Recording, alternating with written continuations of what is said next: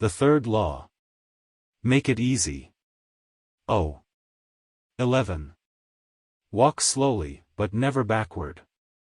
And the first day of class, Jerry Yulesman, a professor at the University of Florida, divided his film photography students into 2 groups. Everyone on the left side of the classroom, he explained, would be in the quantity group. They would be graded solely on the amount of work they produced. On the final day of class, he would tally the number of photos submitted by each student. 100 photos would rate an A, 90 photos a B, 80 photos a C, and so on. Meanwhile, everyone on the right side of the room would be in the quality group. They would be graded only on the excellence of their work. They would only need to produce 1 photo during the semester. But to get an A, it had to be a nearly perfect image. At the end of the term, he was surprised to find that all the best photos were produced by the quantity group. During the semester, these students were busy taking photos, experimenting with composition and lighting, testing out various methods in the darkroom, and learning from their mistakes. In the process of creating hundreds of photos, they honed their skills. Meanwhile, the quality group sat around speculating about perfection. In the end, they had little to show for their efforts other than unverified theories and 1 mediocre photo, asterisk. It is easy to get bogged down trying to find the optimal plan for change, the fastest way to lose weight, the best program to build muscle, the perfect idea for a side hustle. We are so focused on figuring out the best approach that we never get around to taking action. As Voltaire once wrote, the best is the enemy of the good. I refer to this as the difference between being in motion and taking action. The 2 ideas sound similar, but they're not the same. When you're in motion, you're planning and strategizing and learning. Those are all good things, but they don't produce a result. Action, on the other hand, is the type of behavior that will deliver an outcome. If I outline 20 ideas for articles I want to write, that's motion. If I actually sit down and write an article, that's action. If I search for a better diet plan and read a few books on the topic, that's motion. If I actually eat a healthy meal, that's action. Sometimes motion is useful, but it will never produce an outcome by itself. It doesn't matter how many times you go talk to the personal trainer, that motion will never get you in shape. Only the action of working out will get the result you're looking to achieve. If motion doesn't lead to results, why do we do it? Sometimes we do it because we actually need to plan or learn more. But more often than not, we do it because motion allows us to feel like we're making progress without running the risk of failure. Most of us are experts at avoiding criticism. It doesn't feel good to fail or to be judged publicly. So we tend to avoid situations where that might happen. And that's the biggest reason why you slip into motion rather than taking action. You want to delay failure. It's easy to be in motion and convince yourself that you're still making progress. You think, I've got conversations going with 4 potential clients right now. This is good. We're moving in the right direction. Or, I brainstormed some ideas for that book I want to write. This is coming together. Motion makes you feel like you're getting things done. But really, you're just preparing to get something done. When preparation becomes a form of procrastination, you need to change something. You don't want to merely be planning. You want to be practicing. If you want to master a habit, the key is to start with repetition, not Perfection. You don't need to map out every feature of a new habit. You just need to practice it. This is the first takeaway of the third law. You just need to get your reps in. How long does it actually take to form a new habit? Habit formation is the process by which a behavior becomes progressively more automatic through repetition. The more you repeat an activity, the more the structure of your brain changes to become efficient at that activity. Neuroscientists call this long-term potentiation, which refers to the strengthening of connections between neurons in the brain based on recent patterns of activity. With each repetition, cell-to-cell signaling improves and the neural connections tighten. First described by neuropsychologist Donald Hebb in 1949. This phenomenon is commonly known as Hebb's law. Neurons that fire together wire together. Repeating a habit leads to clear physical changes in the brain. In musicians, the cerebellum, critical for physical movements like plucking a guitar string or pulling a violin bow, is larger than it is in non-musicians. Mathematicians, meanwhile, have increased gray matter in the inferior parietal lobule, which plays a key role in computation and calculation. Its size is directly correlated with the amount of time spent in the field. The older and more experienced the mathematician, the greater the increase in gray matter. When scientists analyzed the brains of taxi drivers in London, they found that the hippocampus, a region of the brain involved in spatial memory, was significantly larger in their subjects than in non-taxi drivers. Even more fascinating, the hippocampus decreased in size when a driver retired. Like the muscles of the body responding to regular weight training, particular regions of the brain adapt as they are used and atrophy as they are abandoned. Of course, the importance of repetition in establishing habits was recognized long before neuroscientists began poking around. In 1860, the English philosopher George H. Lewes noted, in learning to speak a new language, to play on a musical instrument, or to perform unaccustomed movements, great difficulty is felt, because the channels through which each sensation has to pass have not become established, but no sooner has frequent repetition cut a pathway, than this difficulty vanishes. The actions become so automatic that they can be performed while the mind is otherwise engaged. Both common sense and scientific evidence agree, repetition is a form of change.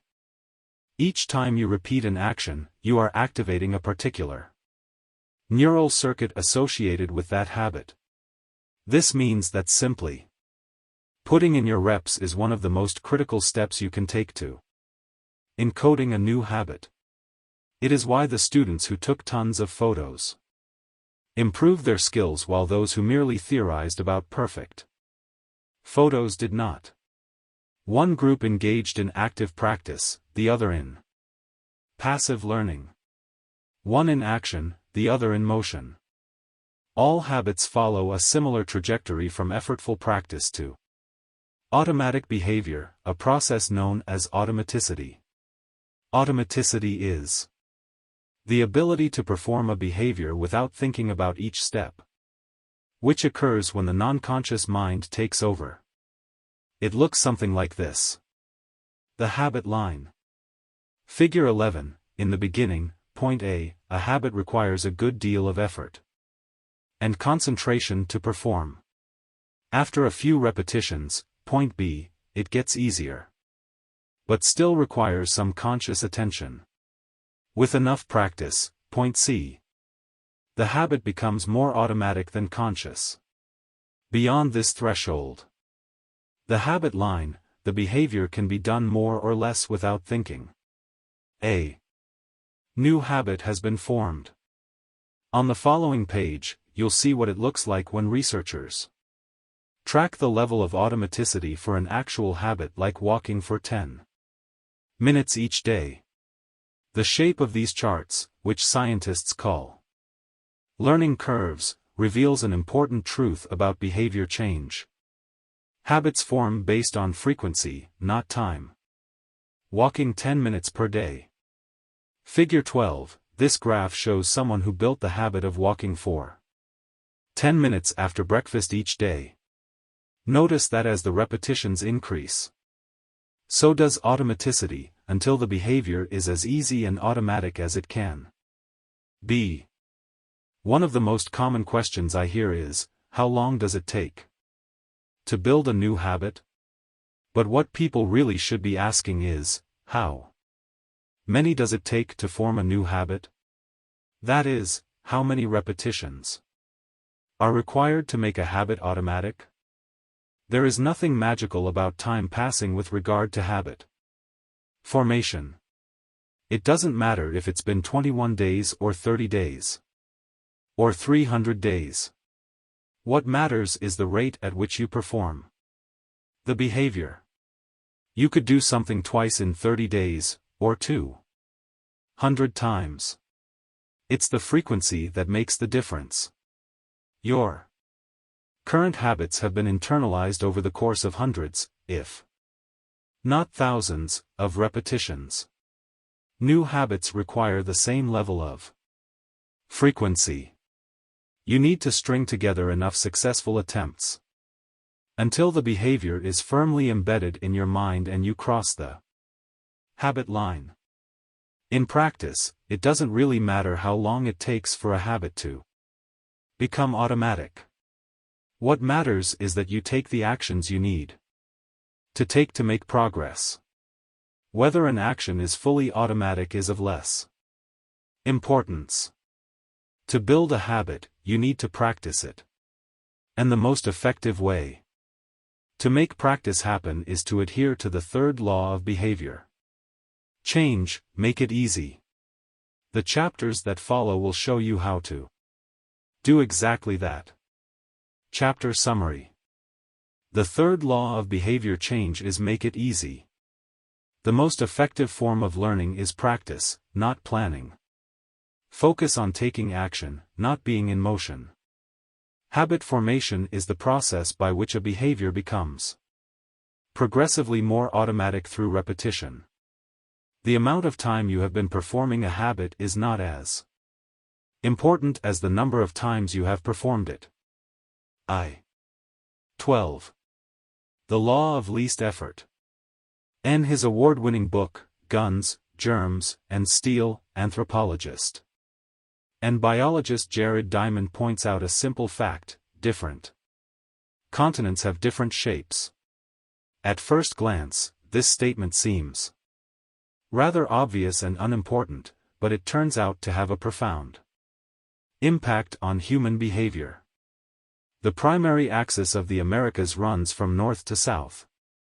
That is, the landmass of North and South America tends to be tall and thin, rather than wide and fat.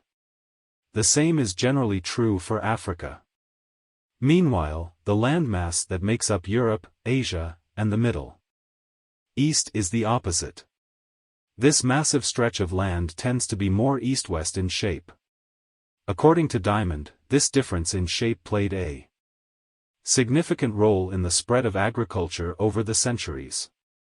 When agriculture began to spread around the globe, farmers had an easier time expanding along east-west routes than along north-south ones. This is because locations along the same latitude generally share similar climates, amounts of sunlight and rainfall, and changes in season. These factors allowed farmers in Europe and Asia to domesticate a few crops and grow them along the entire stretch of land. From France to China. The shape of human behavior. Figure 13, the primary axis of Europe and Asia is east-west. The primary axis of the Americas and Africa is north-south. This leads to a wider range of climates up and down the Americas than across Europe and Asia. As a result, agriculture spread nearly twice as fast across Europe and Asia than it did elsewhere. The behavior of farmers, even across hundreds or thousands of years, was constrained by the amount of friction in the environment. By comparison, the climate varies greatly when traveling from north to south. Just imagine how different the weather is in Florida compared to Canada. You can be the most talented farmer in the world, but it won't help you grow Florida oranges in the Canadian winter. Snow is a poor substitute for soil. In order to spread crops along north-south routes, farmers would need to find and domesticate new plants whenever the climate changed. As a result, agriculture spread 2 to 3 times faster across Asia and Europe than it did up and down the Americas. Over the span of centuries, this small difference had a very big impact. Increased food production allowed for more rapid population growth. With more people, these cultures were able to build stronger armies and were better equipped to develop new technologies. The changes started out small, a crop that spread slightly farther, a population that grew slightly faster, but compounded into substantial differences over time. The spread of agriculture provides an example of the third law of behavior change on a global scale. Conventional wisdom holds that motivation is the key to habit change. Maybe if you really wanted it, you'd actually do it. But the truth is, our real motivation is to be lazy and to do what is convenient. And despite what the latest productivity bestseller will tell you, this is a smart strategy, not a dumb one. Energy is precious, and the brain is wired to conserve it whenever possible. It is human nature to follow the law of least effort, which states that when deciding between two similar options, people will naturally gravitate toward the option that requires the least amount of work. For example, expanding your farm to the east where you can grow the same crops rather than heading north where the climate is different. Out of all the possible actions we could take, the one that is realized is the one that delivers the most value for the least effort. We are motivated to do what is easy. Every action requires a certain amount of energy. The more energy required, the less likely it is to occur. If your goal is to do 100 push-ups per day, that's a lot of energy. In the beginning, when you're motivated and excited, you can muster the strength to get started. But after a few days, such a massive effort feels exhausting. Meanwhile, sticking to the habit of doing 1 push-up per day requires almost no energy to get started. And the less energy a habit requires, the more likely it is to occur. Look at any behavior that fills up much of your life and you'll see that it can be performed with very low levels of motivation. Habits like scrolling on our phones, checking email, and watching television steal so much of our time because they can be performed almost without effort. They are remarkably convenient. In a sense, every habit is just an obstacle to getting what you really want. Dieting is an obstacle to getting fit. Meditation is an obstacle to feeling calm. Journaling is an obstacle to thinking clearly. You don't actually want the habit itself. What you really want is the outcome the habit delivers. The greater the obstacle, that is, the more difficult the habit, the more friction there is between you and your desired end state. This is why it is crucial to make your habits so easy that you'll do them even when you don't feel like it. If you can make your good habits more convenient, you'll be more likely to follow through on them. But what about all the moments when we seem to do the opposite? If we're all so lazy, then how do you explain people accomplishing hard things like raising a child or starting a business or climbing Mount Everest? Certainly, you are capable of doing very hard things. The problem is that some days you feel like doing the hard work and some days you feel like giving in. On the tough days, it's crucial to have as many things working in your favor as possible so that you can overcome the challenges life naturally throws your way. The less friction you face, the easier it is for your stronger self to emerge. The idea behind Make It Easy is not to only do easy things. The idea is to make it as easy as possible in the moment to do things that pay off in the long run. How to achieve more with less effort. Imagine you are holding a garden hose that is bent in the middle. Some water can flow through, but not very much. If you want to increase the rate at which water passes through the hose, you have two options. The first option is to crank up the valve and force more water out. The second option is to simply remove the bend in the hose and let water flow through naturally. Trying to pump up your motivation to stick with a hard habit is like trying to force water through a bent hose.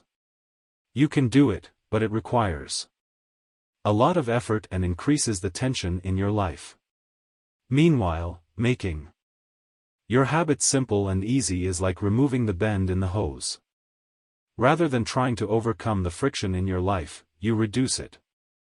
One of the most effective ways to reduce the friction associated with your habits is to practice environment design.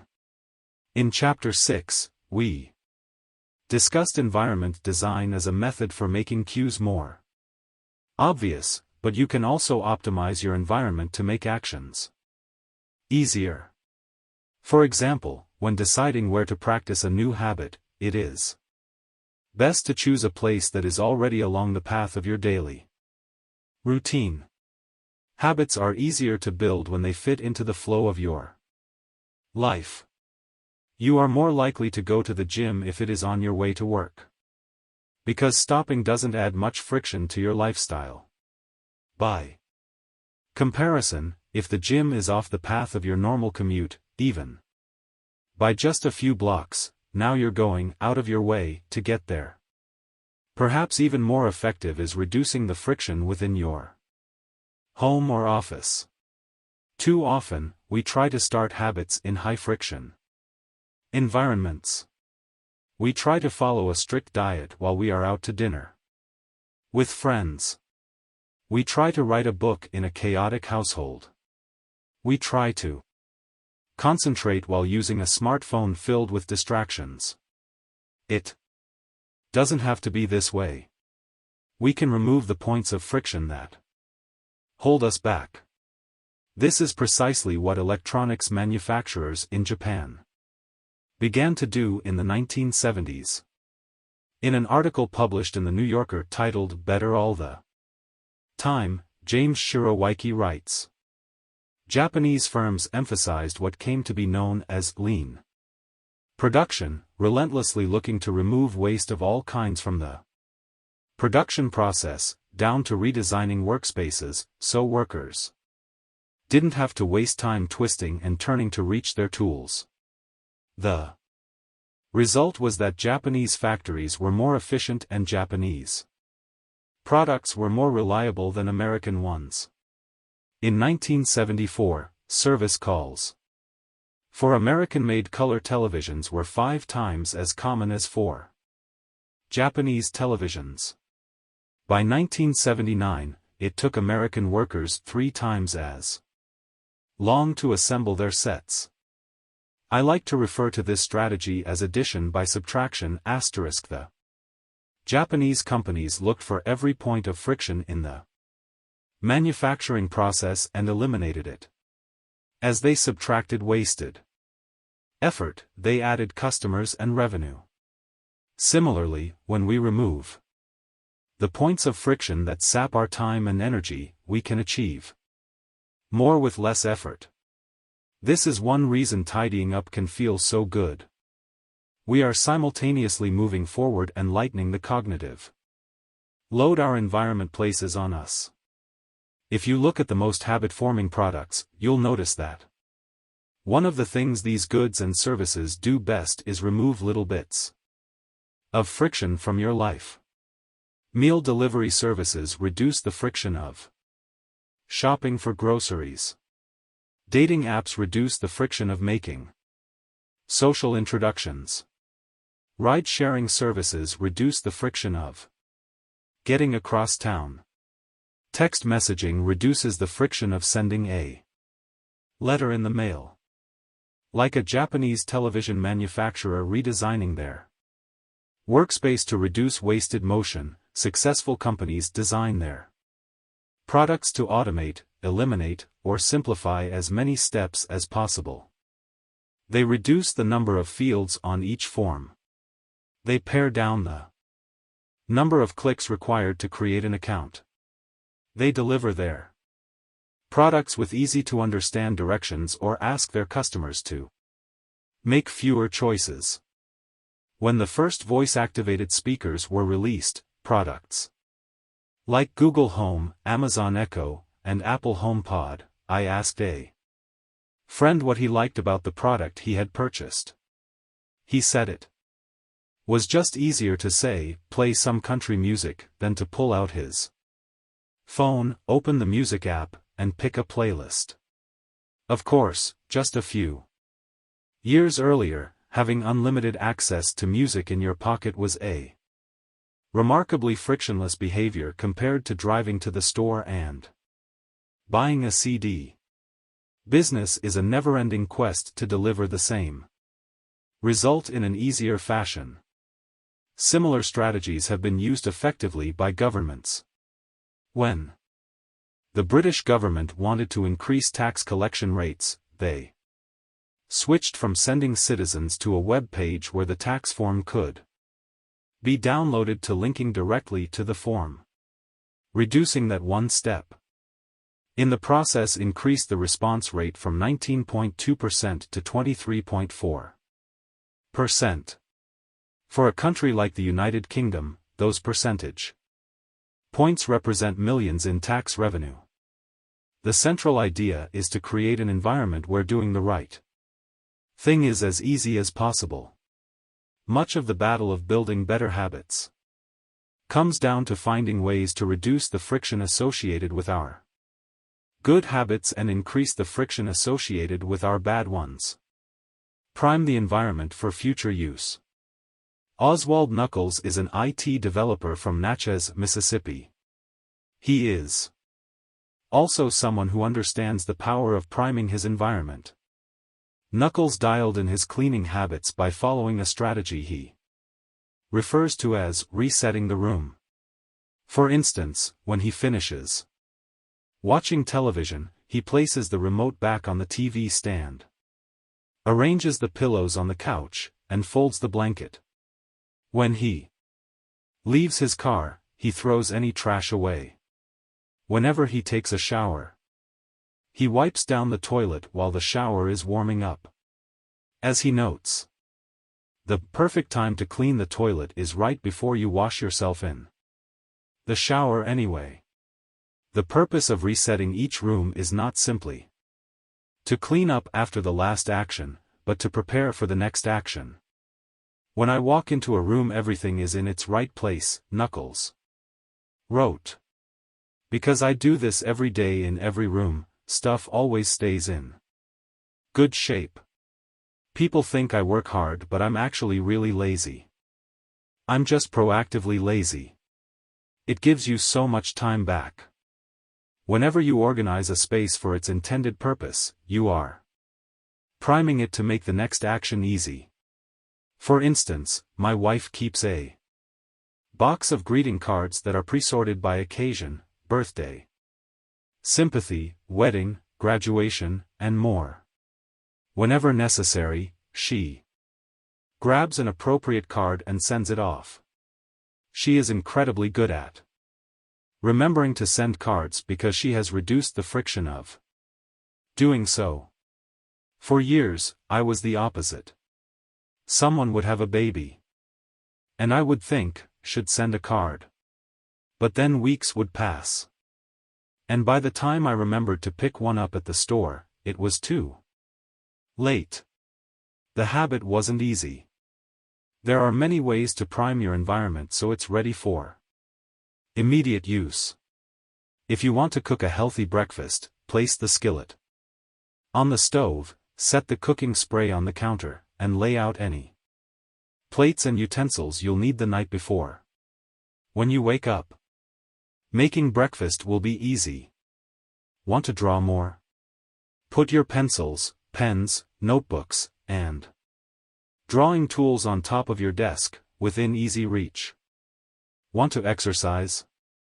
Set out your workout clothes, shoes, gym bag, and water bottle ahead of time. Want to improve your diet? Chop up a ton of fruits and vegetables on weekends and pack them in containers so you have easy access to healthy, ready-to-eat options during the week. These are simple ways to make the good habit the path of least resistance. You can also invert this principle and prime the environment to make bad behaviors difficult. If you find yourself watching too much television, for example, then unplug it after each use. Only plug it back in if you can say out loud the name of the show you want to watch. This setup creates just enough friction to prevent mindless viewing. If that doesn't do it, you can take it a step further. Unplug the television and take the batteries out of the remote after each use, so it takes an extra 10 seconds to turn it back on. And if you're really hardcore, move the television out of the living room and into a closet after each use. You can be sure you'll only take it out when you really want to watch something. The greater the friction, the less likely the habit. Whenever possible, I leave my phone in a different room until lunch. When it's right next to me, I'll check it all morning for no reason at all. But when it is in another room, I rarely think about it. And the friction is high enough that I won't go get it without a reason. As a result, I get 3 to 4 hours each morning when I can work without interruption. If sticking your phone in another room doesn't seem like enough, tell a friend or family member to hide it from you for a few hours. Ask a coworker to keep it at their desk in the morning and give it back to you at lunch. It is remarkable how little friction is required to prevent unwanted behavior. When I hide beer in the back of the fridge where I can't see it, I drink less. When I delete social media apps from my phone, it can be weeks before I download them again and log in. These tricks are unlikely to curb a true addiction, but for many of us, a little bit of friction can be the difference between sticking with a good habit or sliding into a bad one. Imagine the cumulative impact of making dozens of these changes and living in an environment designed to make the good behaviors easier and the bad behaviors harder. Whether we are approaching behavior change as an individual, a parent, a coach, or a leader, we should ask ourselves the same question: how can we design a world where it's easy to do what's right? Redesign your life so the actions that matter most are also the actions that are easiest to do. Chapter Summary. Human behavior follows the law of least effort. We will naturally gravitate toward the option that requires the least amount of work. Create an environment where doing the right thing is as easy as possible. Reduce the friction associated with good behaviors. When friction is low, habits are easy. Increase the friction associated with bad behaviors. When friction is high, habits are difficult. Prime your environment to make future actions easier. 13. How to stop procrastinating by using the 2-minute rule. Willa Tharp is widely regarded as one of the greatest dancers and choreographers of the modern era. In 1992, she was awarded a MacArthur Fellowship, often referred to as the Genius Grant, and she has spent the bulk of her career touring the globe to perform her original works. She also credits much of her success to simple daily habits. I begin each day of my life with a ritual, she writes. I wake up at 5:30 a.m., put on my workout clothes, my leg warmers, my sweatshirt, and my hat. I walk outside my Manhattan home, hail a taxi, and tell the driver to take me to the Pumping Iron Gym at 91st Street and 1st Avenue, where I work out for 2 hours. The ritual is not the stretching and weight training I put my body through each morning at the gym, the ritual is the cab. The moment I tell the driver where to go, I have completed the ritual. It's a simple act, but doing it the same way each morning habitualizes it, makes it repeatable, easy to do. It reduces the chance that I would skip it or do it differently. It is one more item in my arsenal of routines, and one less thing to think about. Hailing a cab each morning may be a tiny action, but it is a splendid example of the third law of behavior change. Researchers estimate that 40 to 50% of our actions on any given day are done out of habit. This is already a substantial percentage, but the true influence of your habits is even greater than these numbers suggest. Habits are automatic choices that influence the conscious decisions that follow. Yes, a habit can be completed in just a few seconds, but it can also shape the actions that you take for minutes or hours afterward. Habits are like the entrance ramp to a highway. They lead you down a path and, before you know it, you're speeding toward the next behavior. It seems to be easier to continue what you are already doing than to start doing something different. You sit through a bad movie for 2 hours. You keep snacking even when you're already full. You check your phone for just a second, and soon you have spent 20 minutes staring at the screen. In this way, the habits you follow without thinking often determine the choices you make when you are thinking.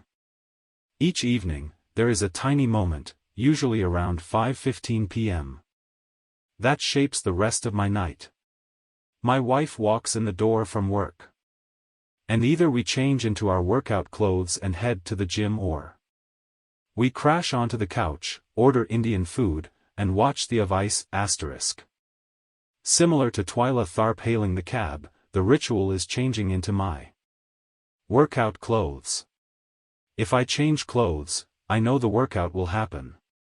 Everything that follows, driving to the gym, deciding which exercises to do, stepping under the bar, is easy once I've taken the first step.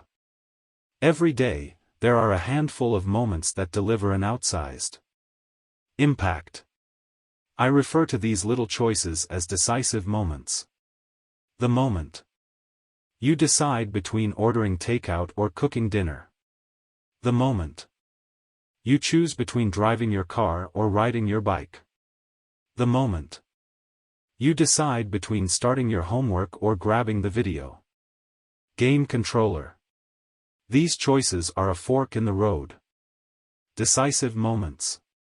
Figure 14. The difference between a good day and a bad day is often a few productive and healthy choices made at decisive moments.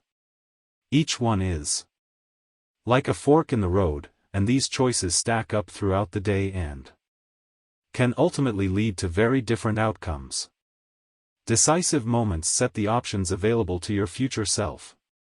For instance, walking into a restaurant is a decisive moment because it determines what you'll be eating for lunch.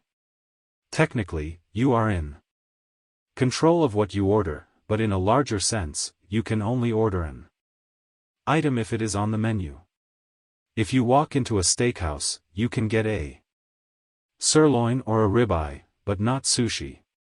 Your options are constrained by what's available. They are shaped by the first choice. We are limited by where our habits lead us. This is why mastering the decisive moments throughout your day is so important. Each day is made up of many moments, but it is really a few habitual choices that determine the path you take. These little choices stack up, each one setting the trajectory for how you spend the next chunk of time. Habits are the entry point, not the end point. They are the cab, not the gym. The 2-minute rule. Even when you know you should start small, it's easy to start too big. When you dream about making a change, excitement inevitably takes over and you end up trying to do too much too soon. The most effective way I know to counteract this tendency is to use the 2-minute rule, which states, when you start a new habit, it should take less than 2 minutes to do. You'll find that nearly any habit can be scaled down into a 2-minute version. Read before bed each night becomes read 1 page. Do 30 minutes of yoga becomes take out my yoga mat. Study for class becomes open my notes. Fold the laundry becomes fold 1 pair of socks. Run 3 miles becomes tie my running shoes. The idea is to make your habits as easy as possible to start. Anyone can meditate for 1 minute, read 1 page, or put 1 item of clothing away. And, as we have just discussed, this is a powerful strategy. Because once you've started doing the right thing, it is much easier to continue doing it. A new habit should not feel like a challenge.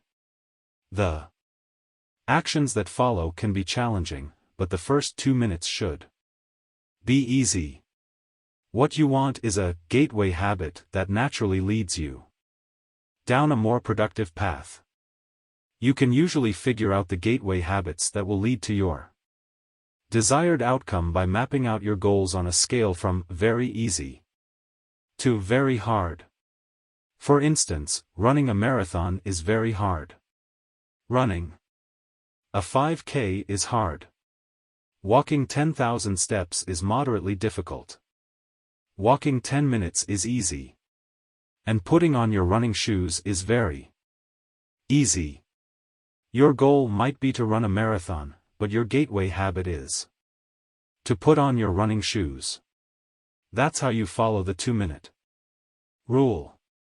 Very easy, moderate, hard, very hard. Put on your running shoes. Walk 10 minutes. Walk 10,000 steps. Run a 5K. Run a marathon. Write 1 sentence. Write 1 paragraph. Write 1,000 words.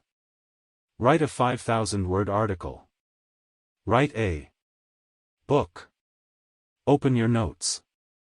Study for 10 minutes. Study for 3 hours. Get straight A's, earn a PhD. People often think it's weird to get hyped about reading 1 page or meditating for 1 minute or making 1 sales call. But the point is not to do one thing. The point is to master the habit of showing up. The truth is, a habit must be established before it can be improved. If you can't learn the basic skill of showing up, then you have little hope of mastering the finer details. Instead of trying to engineer a perfect habit from the start, do the easy thing on a more consistent basis. You have to standardize before you can optimize. As you master the art of showing up, the first 2 minutes simply become a ritual at the beginning of a larger routine.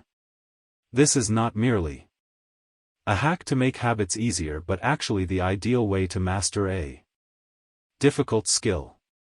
The more you ritualize the beginning of a process, the more likely it becomes that you can slip into the state of deep focus. That is required to do great things. By doing the same warm-up before every workout, you make it easier to get into a state of peak performance. By following the same creative ritual, you make it easier to get into the hard work of creating. By developing a consistent power-down habit, you make it easier to get to bed at a reasonable time each night. You may not be able to automate the whole process, but you can make the first action mindless. Make it easy to start and the rest will follow. The 2-minute rule can seem like a trick to some people. You know that the real goal is to do more than just 2 minutes, so it may feel like you're trying to fool yourself. Nobody is actually aspiring to read 1 page or do 1 push-up or open their notes. And if you know it's a mental trick, why would you fall for it? If the 2-minute rule feels forced, try this: do it for 2 minutes. And then stop. Go for a run, but you must stop after 2 minutes. Start meditating, but you must stop after 2 minutes. Study Arabic, but you must stop after 2 minutes. It's not a strategy for starting, it's the whole thing. Your habit can only last 120 seconds. One of my readers used this strategy to lose over 100 pounds. In the beginning, he went to the gym each day, but he told himself he wasn't allowed to stay for more than 5 minutes. He would go to the gym, exercise for 5 minutes, and leave as soon as his time was up. After a few weeks, he looked around and thought, well, I'm always coming here anyway. I might as well start staying a little longer. A few years later, the weight was gone. Journaling provides another example. Nearly everyone can benefit from getting their thoughts out of their head and onto paper, but most people give up after a few days or avoid it entirely because journaling feels like a chore. The secret is to always stay below the point where it feels like work. Greg McEwen, a leadership consultant from the United Kingdom, built a daily journaling habit by specifically writing less than he felt like. He always stopped journaling before it seemed like a hassle. Ernest Hemingway believed in similar advice for any kind of writing. The best way is to always stop when you are going good, he said. Strategies like this work for another reason, too: they reinforce the identity you want to build. If you show up at the gym 5 days in a row, even if it's just for 2 minutes, you are casting votes for your new identity. You're not worried about getting in shape. You're focused on becoming the type of person who doesn't miss workouts. You're taking the smallest action that confirms the type of person you want to be. We rarely think about change this way because everyone is consumed by the end goal. But 1 push-up is better than not exercising. 1 minute of guitar practice is better than none at all. 1 minute of reading is better than never picking up a book. It's better to do less than you hoped than to do nothing at all. At some point, once you've established the habit and you're showing up each day, you can combine the 2-minute rule with a technique we call habit shaping to scale your habit back up toward your ultimate goal. Start by mastering the first 2 minutes of the smallest version of the behavior. Then, advance to an intermediate step and repeat the process, focusing on just the first 2 minutes and mastering that stage before moving on to the next level. Eventually, you'll end up with the habit you had originally hoped to build while still keeping your focus where it should be, on the first 2 minutes of the behavior. Examples of habit shaping. Becoming an early riser. Phase 1, be home by 10 p.m. every night. Phase 2, have all devices, TV, phone, etc., turned off by 10 p.m. every night. Phase 3, be in bed by 10 p.m. every night, reading a book, talking with your partner. Phase 4, lights off by 10 p.m. every night. Phase 5, wake up at 6 a.m. every day. Becoming vegan. Phase 1, start eating vegetables at each meal. Phase 2, stop eating animals with 4 legs, cow, pig, lamb, etc. Phase 3, stop eating animals with 2 legs, chicken, turkey, etc. Phase 4, stop eating animals with no legs, fish, clams, scallops, etc. Phase 5, stop eating all animal products, eggs, milk, cheese. Starting to exercise. Phase 1, change into workout clothes. Phase 2, step out the door, try taking a walk. Phase 3, drive to the gym, exercise for 5 minutes, and leave. Phase 4, exercise for 15 minutes at least once per week. Phase 5, exercise 3 times per week. Nearly any larger life goal can be transformed into a 2-minute behavior. I want to live a healthy and long life. I need to stay in shape. I need to exercise. I need to change into my workout clothes. I want to have a happy marriage. I need to be a good partner. I should do something each day to make my partner's life easier. I should meal plan for next week. Whenever you are struggling to stick with a habit, you can employ the 2-minute rule. It's a simple way to make your habits easy. Chapter summary. Habits can be completed in a few seconds but continue to impact your behavior for minutes or hours afterward. Many habits occur at decisive moments, choices that are like a fork in the road, and either send you in the direction of a productive day or an unproductive one. The 2-minute rule states, when you start a new habit, it should take less than 2 minutes to do. The more you ritualize the beginning of a process, the more likely it becomes that you can slip into the state of deep focus that is required to do great things. Standardize before you optimize. You can't improve a habit that doesn't exist. 14. How to make good habits inevitable and bad habits impossible. In the summer of 1830, Victor Hugo was facing an impossible deadline. 12 months earlier, the French author had promised his publisher a new book. But instead of writing, he spent that year pursuing other projects, entertaining guests, and delaying his work. Frustrated, Hugo's publisher responded by setting a deadline less than 6 months away.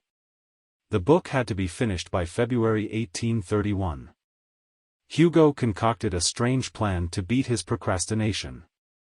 He collected all of his clothes and asked an assistant to lock them away in a large chest. He was left with nothing to wear except a large shawl. Lacking any suitable clothing to go outdoors, he remained in his study and wrote furiously during the fall and winter of 1830. The Hunchback of Notre Dame was published 2 weeks early on January 14, 1831. Sometimes success is less about making good habits easy and more about making bad habits hard.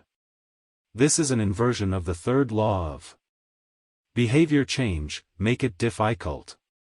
If you find yourself continually struggling to follow through on your plans, then you can take a page from Victor Hugo and make your bad habits more difficult by creating what psychologists call a commitment device. A commitment device is a choice you make in the present that controls your actions in the future. It is a way to lock in future behavior, bind you to good habits, and restrict you from bad ones. When Victor Hugo shut his clothes away so he could focus on writing, he was creating a commitment device. There are many ways to create a commitment device. You can reduce overeating by purchasing food in individual packages rather than in bulk size. You can voluntarily ask to be added to the banned list at casinos and online poker sites to prevent future gambling sprees. I've even heard of athletes who have to make weight for a competition, choosing to leave their wallets at home during the week before weigh-in so they won't be tempted to buy fast food.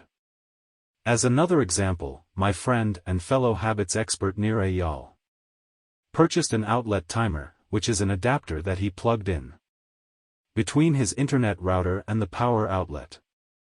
At 10 p.m. each night, the outlet timer cuts off the power to the router. When the internet goes off, everyone knows it is time to go to bed. Commitment devices are useful because they enable you to take advantage of good intentions before you can fall victim to temptation. Whenever I'm looking to cut calories, for example, I will ask the waiter to split my meal and box half of it to go before the meal is served. If I waited until the meal came out and told myself, I'll just eat half, it would never work. The key is to change the task such that it requires more work to get out of the good habit than to get started on it. If you're feeling motivated to get in shape, schedule a yoga session and pay ahead of time. If you're excited about the business you want to start, email an entrepreneur you respect and set up a consulting call. When the time comes to act, the only way to bail is to cancel the meeting, which requires effort and may cost money. Commitment devices increase the odds that you'll do the right thing in the future by making bad habits difficult in the present. However, we can do even better. We can make good habits inevitable and bad habits impossible. How to automate a habit and never think about it again. John Henry Patterson was born in Dayton, Ohio, in 1844. He spent his childhood doing chores on the family farm and working shifts at his father's sawmill. After attending college at Dartmouth, Patterson returned to Ohio and opened a small supply store for coal miners. It seemed like a good opportunity. The store faced little competition and enjoyed a steady stream of customers, but still struggled to make money. That was when Patterson discovered his employees were stealing from him. In the mid-1800s, employee theft was a common problem. Receipts were kept in an open drawer and could easily be altered or discarded. There were no video cameras to review behavior and no software to track transactions. Unless you were willing to hover over your employees every minute of the day, or to manage all transactions yourself, it was difficult to prevent theft. As Patterson mulled over his predicament, he came across an advertisement for a new invention called Riddy's Incorruptible Cashier. Designed by fellow Dayton resident James Riddy, it was the first cash register. The machine automatically locked the cash and receipts inside. After each transaction, Patterson bought 2 for $50 each. Employee theft at his store vanished overnight.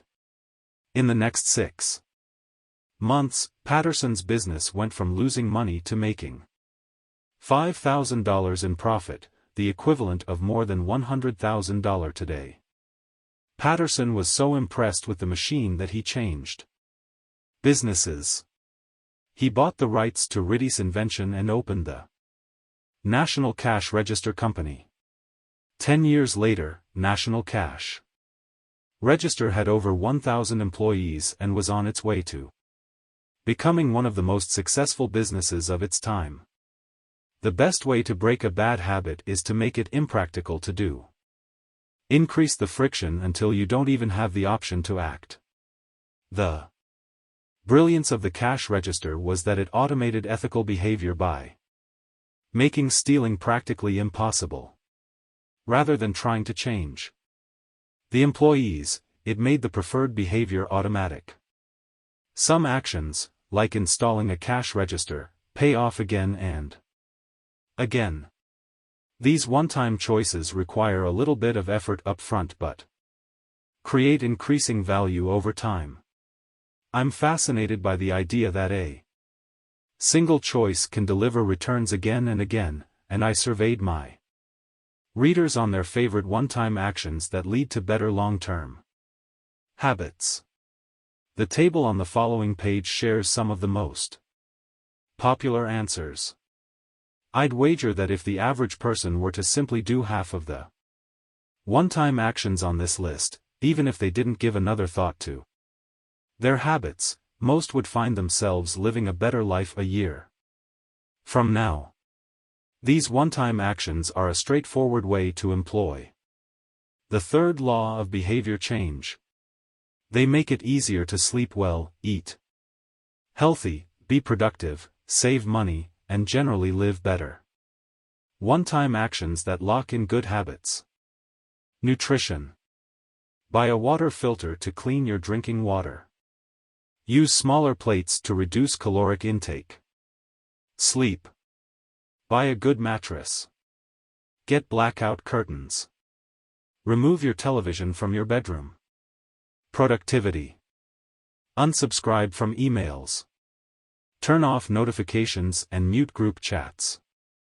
Set your phone to silent. Use email filters to clear up your inbox. Delete games and social media apps on your phone. Happiness. Get a dog. Move to a friendly, social neighborhood. General health. Get vaccinated. Buy good shoes to avoid back pain. Buy a supportive chair or standing desk. Finance. Enroll in an automatic savings plan. Set up automatic bill pay. Cut cable service. Ask service providers to lower your bills. Of course, there are many ways to automate good habits and eliminate bad ones. Typically, they involve putting technology to work for you. Technology can transform actions that were once hard, annoying, and complicated into behaviors that are easy, painless, and simple. It is the most reliable and effective way to guarantee the right behavior. This is particularly useful for behaviors that happen too infrequently to become habitual. Things you have to do monthly or yearly, like rebalancing your investment portfolio, are never repeated frequently enough to become a habit, so they benefit in particular from technology remembering to do them for you. Other examples include medicine. Prescriptions can be automatically refilled. Personal finance. Employees can save for retirement with an automatic wage deduction. Cooking. Meal delivery services can do your grocery shopping. Productivity. Social media browsing can be cut off with a website blocker. When you automate as much of your life as possible, you can spend your effort on the tasks machines cannot do yet. Each habit that we hand over to the authority of technology frees up time and energy to pour into the next stage of growth. As mathematician and philosopher Alfred North Whitehead wrote, "Civilization advances by extending the number of operations we can perform without thinking about them." Of course, the power of technology can work against us as well. Binge-watching becomes a habit because you have to put more effort in to stop looking at the screen than to continue doing so.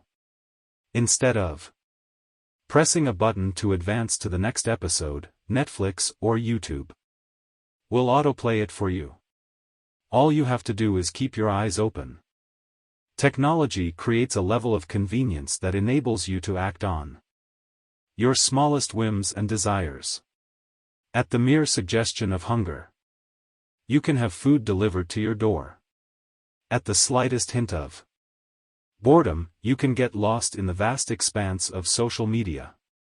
When the effort required to act on your desires becomes effectively zero, you can find yourself slipping into whatever impulse arises at the moment.